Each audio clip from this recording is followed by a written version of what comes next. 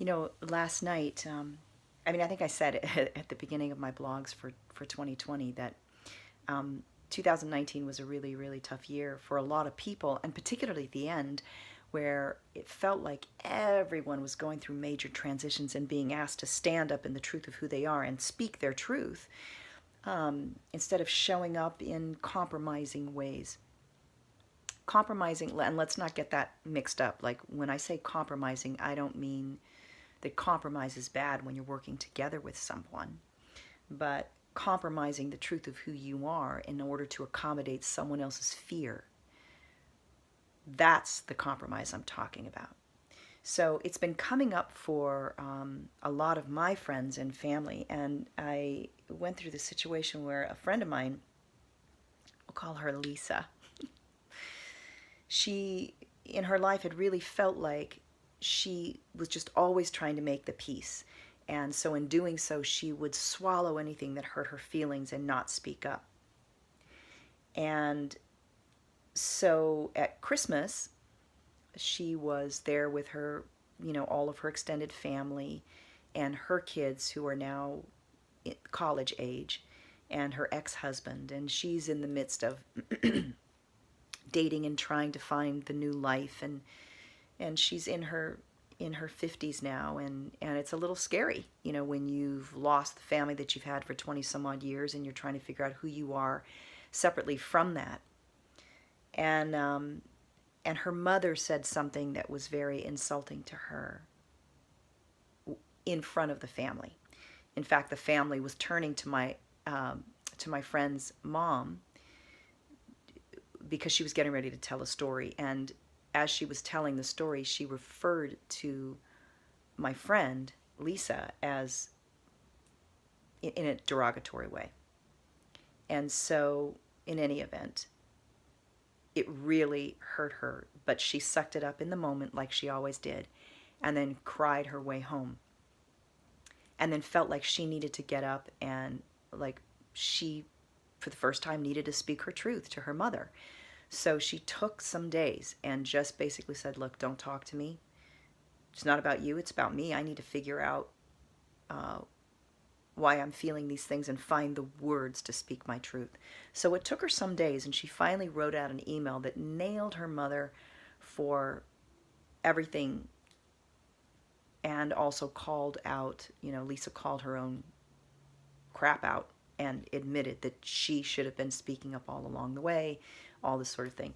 So in any event, she sent the email, and then the following day I spoke to her, and she realized in that moment that she was speaking to me that she had actually sent the email to her mother on the anniversary of her dad's passing.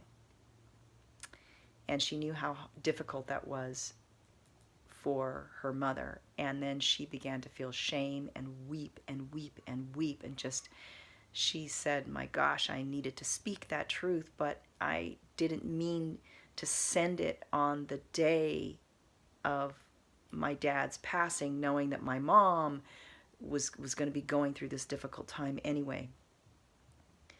And I just said to her, I said, Lisa, just hang up the phone right now, call your mom and tell her how you feel. And she felt so much shame. She just kept saying, no, no, no, I can't. I said, do it. It's just love.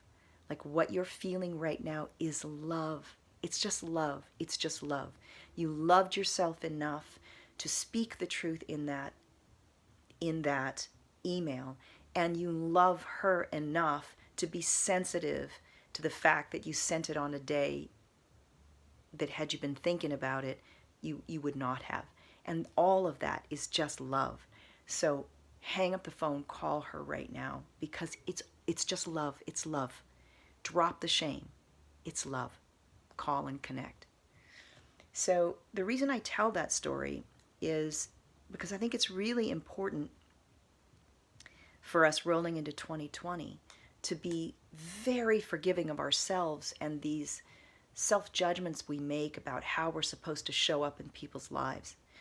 It is my firm belief that when we are judgmental of other people, it's because we are in judgment of ourselves in some way regarding the same issue. So,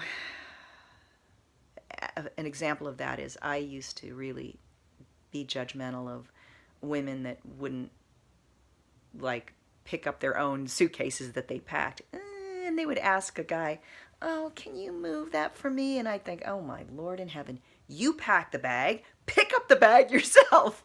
You know, why are you going to ask this guy? What are you asking? What do you need to be asking for help? And I would just think, "Oh Lord," and I would roll my eyes. And then I realized years later, Nia, you don't ask for help. You have this judgment that you, on yourself, that you've got to be super independent and be able to carry all the weight. And it has really occurred to me that that is not true. That we live in a community and there are people that love, and that love me, and if I don't allow them to participate and help me, and if I'm not truthful and ask for help when I need it, I'm cutting them off from the pleasure of loving me the way they want to love me by not letting them help. You see what I'm saying? So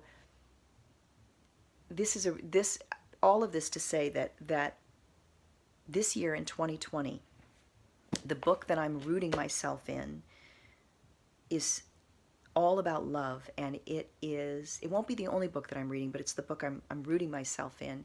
It's a book that is so complete in terms of what love is and how we know it to be. It's called A Course of Love. I want to show that to you.